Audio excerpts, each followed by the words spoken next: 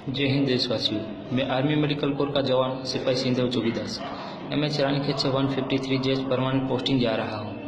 मैं माफ़ी चाहता हूं देश की जनता से और सरकार से। मेरा ये वीडियो आपकी भावनाओं और सेना के सम्मान को ठेस पहुंचाएगा और हर जवान यही चाहता है कि मेरे देश की सेना की इज्जत सबसे ऊपर हो।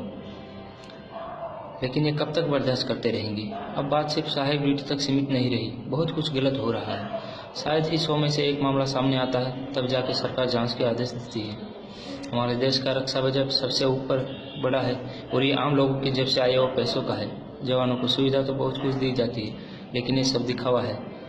बहुत सारी यूनिटों में खाना भी दिया जाता है तो सिर्फ जिंदा रहने के लिए, ना कि ज़रूरत के लिए। सबसे सस्ता सब्जी, सबसे सस्ता फ्रूट और सबसे घटिया खाना दिया जाता है। लेकिन इन बातों का मेरे पास कोई प्रूफ नहीं है, इसलिए ज़्यादा कुछ नहीं कहूँगा। आज मैं बात करूंगा साहेब ड्यूटी की। सेना के कुछ ऑफिसरों ने अपने जवानों को अपना गुलाम समझ के रखा है और जवानों को सब कुछ मजबूरी में करना पड़ता है और जो मुंह खोलता है वो मारा जाता है, क्योंकि सेना का संविधान बहुत ही टफ है। मैं नहीं चाहता था कि सेना की बात कभी सोशल मीडिया में आए, इसलिए मैं 2 बार छुट्टी लेके प्रधानमंत्री ऑफिस और रक्षा मंत्री ऑफिस गया। 21 जनवरी 2016 प्रधानमंत्री ऑफिस,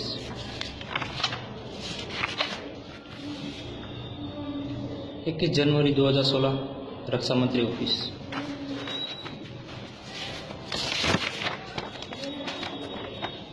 28 अक्टूबर 2016 प्रधानमंत्री ऑफिस। लेकिन कोई रिप्लाई नहीं आया। जब रिप्लाई आया तो डिसिप्लिन एक्शन का केस चलाया गया।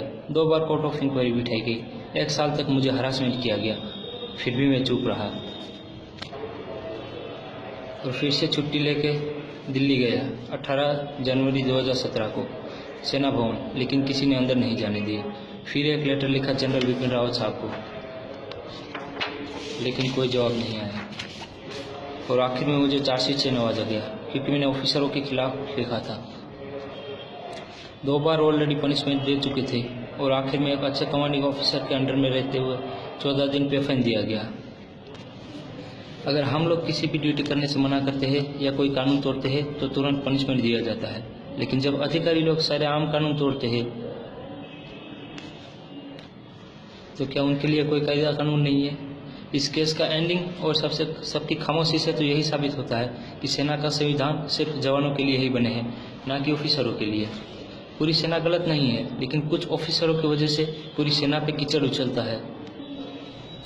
हमें दुख होता है कि दुश्मनों की बजाय हमें अंदर ही अंदर आपस में अपनों से लड़ना पड़ता है। ये बात सच है कि इसके बदले हम ड्यूटी के बदले में हम पगार लेते हैं, लेकिन हम अपनी ज़िंदगी का सबसे अहम समय हम सेना को अर्पित करते हैं। मेरे कई फौजी भाइयों ने इस जंग में अपनी जान की बाजी लगा के जोड़े हैं और समय समय पर आवाज़ उठाते रहे हैं। इन बातों का बरसों बीतते रहे, लेकिन आज तक हमारी आवाज़ किसी ने नहीं सुनी। लेकिन अब यह संघर्ष ज़्यादा वक्त नहीं करना पड़ेगा। थोड़ी देर लगे सही, लेकिन सेना में सुधार जरूर आएगा, चाहे इसके लिए कुछ भी करना पड़े।